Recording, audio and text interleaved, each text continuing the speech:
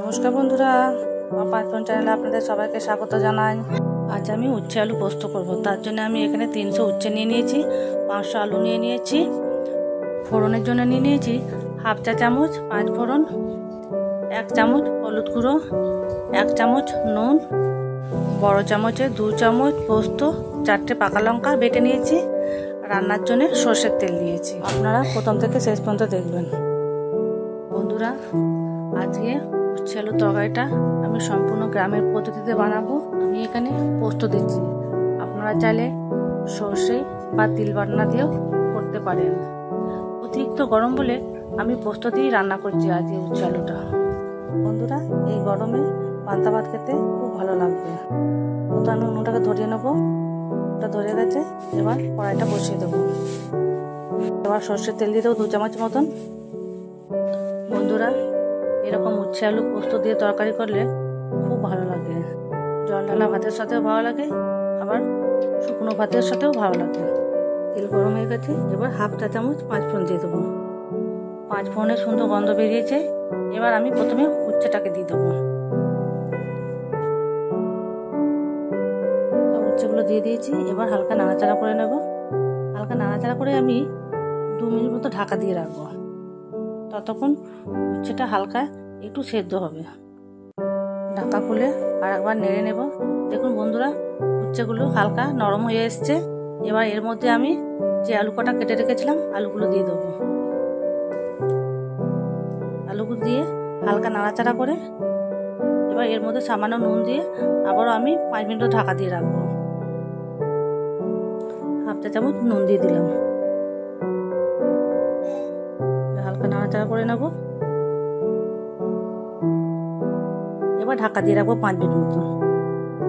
দেখুন বন্ধুরা, 5 মিনিট পর ঢাকা খুলে নেব। উচ্ছে আলু অনেকটা ভাজা ভাজা হয়ে এসছে। এবার এর মধ্যে আমি হাফ চা চামচ হলুদ গুঁড়ো দিয়ে দেবো।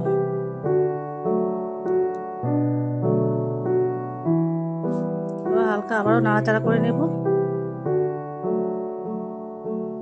দেখুন বন্ধুরা, হলুদের সাথে আলু উচ্ছে ভালো করে মিশে গেছে। আলুর মধ্যে জলগুলো সব শুকিয়ে গেছে। এবারে পোস্ত বাটা জলটা দিয়ে দেবো। এই বাটির মাপ করে আরেক বাটি জল দিয়ে দেবো। আলু উচ্ছে ততক্ষণ ভালো করে সেদ্ধ হয়ে যাবে।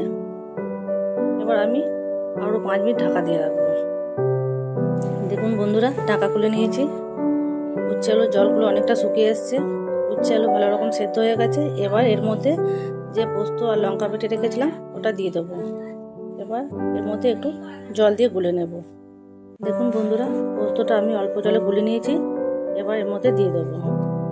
এবার হালকা নাড়াচাড়া করে নেব। আলুগুলো একটু আমি ভেঙে নেব। আলুগুলো একটু ভেঙে দিলে বেশ তরকারিটা মাখো মাখো হবে, আর খেতেও ভালো লাগবে। দেখতেও ভালো লাগবে আর খেতেও ভালো লাগবে।